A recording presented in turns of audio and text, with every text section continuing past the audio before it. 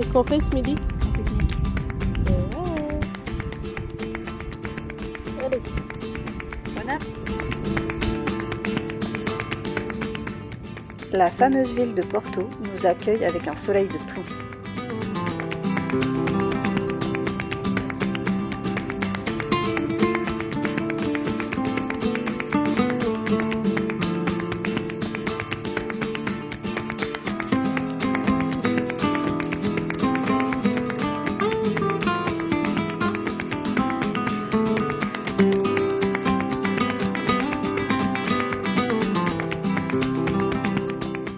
Vivante et animée, on s'y sent tout de suite très à l'aise.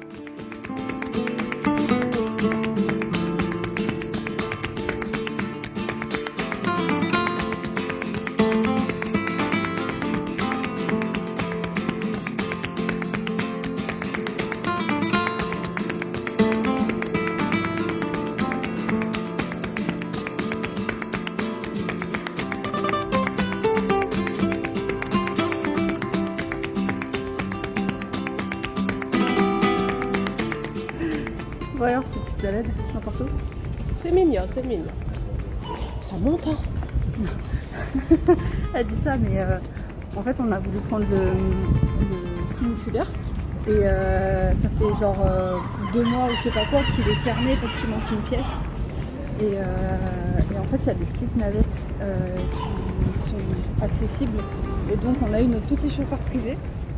Eh ben oui, parce qu'en tant que touriste et handicapé du genou, j'ai pris la navette. Voilà, ce qui nous a permis de monter tout Porto. Et maintenant, on se balade tranquille, en redescendant, tranquillement, en zigzagant. Voilà. Je voulais prendre la trottinette électrique, mais elle veut pas. Non, non, non, non, pas le deuxième genou.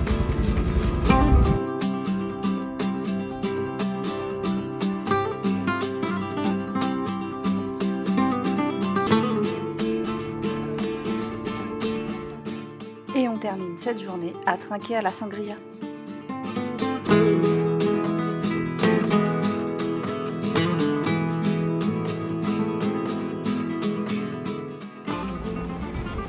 Mais Aveiro, c'est la petite Venise du Portugal. Aveiro est appelée la petite Venise portugaise parce qu'elle est située au bord d'un lagon et parce qu'elle est traversée par des canaux. Mais en réalité, c'est loin de ressembler à Venise. Ici, on peut encore admirer des centaines de maisons couvertes d'azulejos.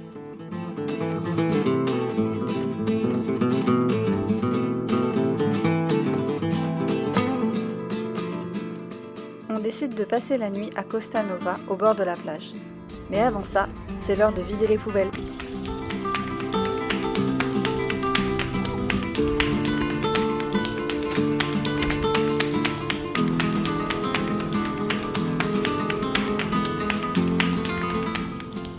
Dans cette région du Portugal, on trouve des poubelles à tri un peu partout. C'est vraiment très pratique.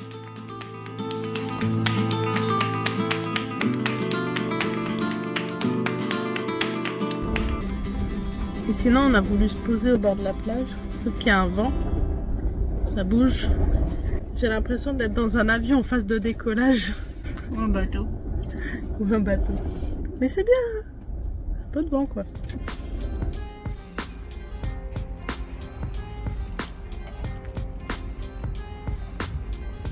Autre technique de remplissage, quand on n'a pas de tuyau, on a fabriqué ça avec des raccords en tube PVC. Donc on insère ça à la place du tuyau et puis bah un seau, une bassine, ce que vous avez sous la main, quoi.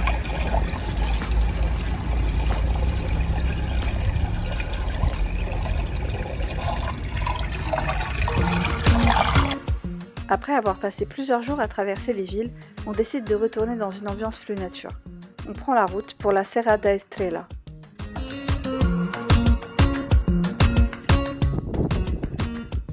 Choc thermique. Il fait 2. Non, en fait, il fait 6, mais il y a du vent. Non, il fait 3.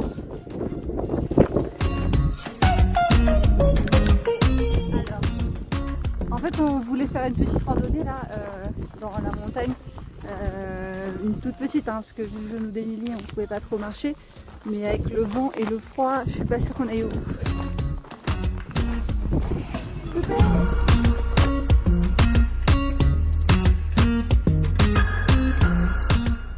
C'est vrai que de passer de 25 à 5 degrés, ça fait un choc.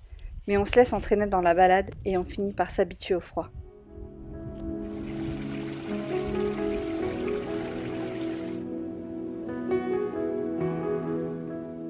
On est à près de 2000 mètres d'altitude. Et en fin de compte, on arrive au bout de la randonnée. 5 km pour arriver au Covao do Conchos, un lac artificiel célèbre pour son déversoir Belmousse.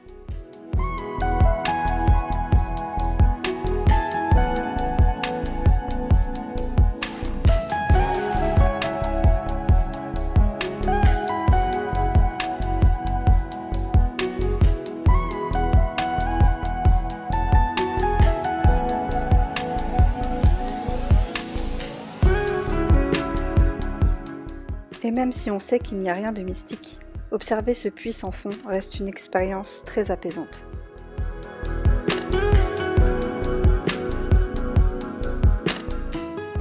Sur les 5 km de retour, le temps se couvre. On vivra ce soir-là une autre expérience, cette fois avec le blizzard.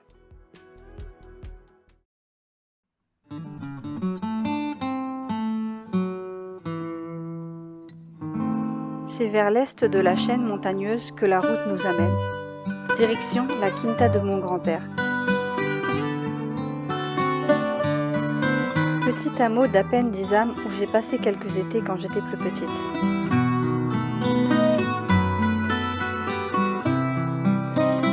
Mon grand-père étant en France à ce moment-là, l'objectif était de lui faire de belles images de ses terres avec le drone.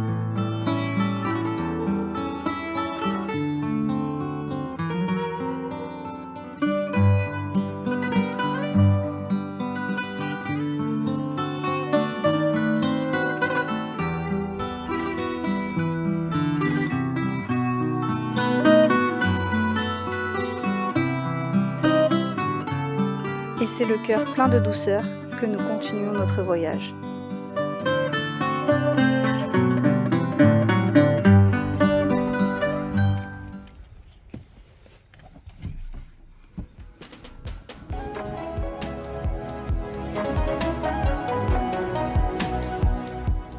C'est à Chorteia, l'un des plus vieux villages portugais, que l'on fait escale avant de remonter vers le Douro.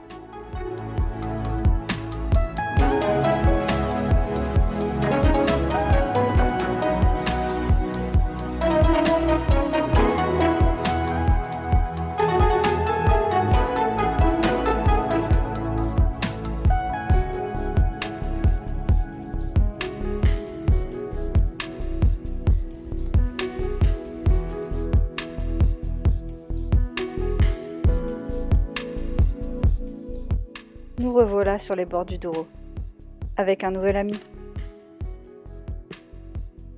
Ce soir-là, on aura la chance d'assister à un magnifique coucher de soleil.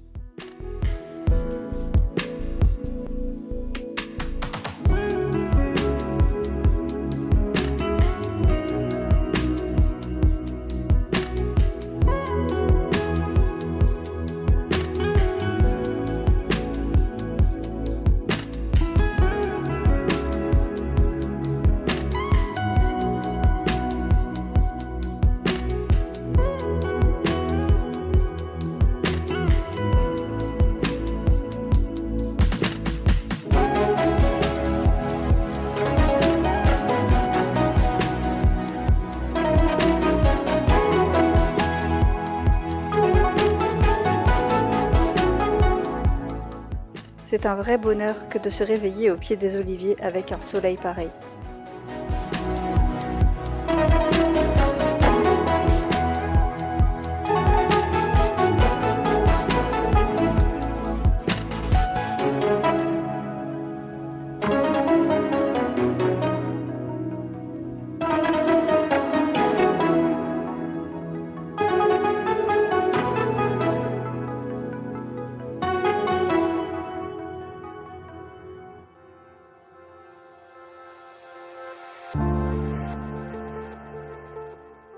Pour ce dernier jour au Portugal, on décide de retourner sur certains miradors qui nous avaient laissé un goût de trop peu en début de voyage.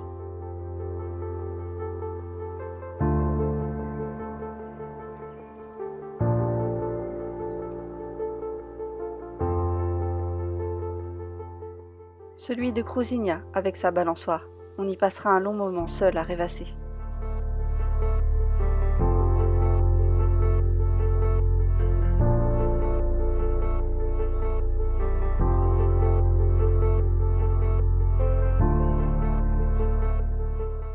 Et puis celui de Picotte avec sa passerelle en verre.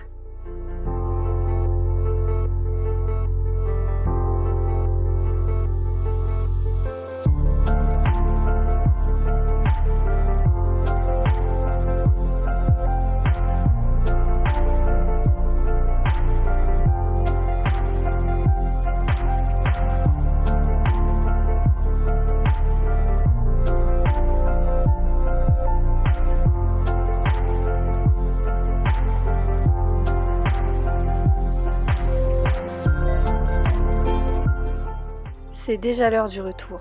On se trouve un spot un peu atypique en Espagne, qui mérite quand même quelques images.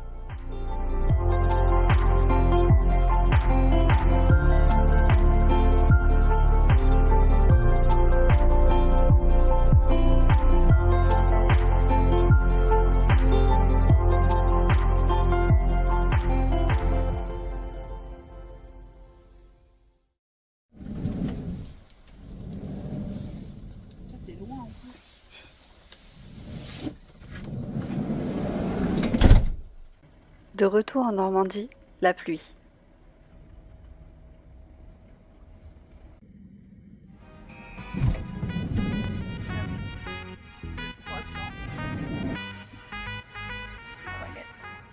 Si tu as aimé, n'oublie pas de liker et abonne-toi pour voir la suite de nos aventures.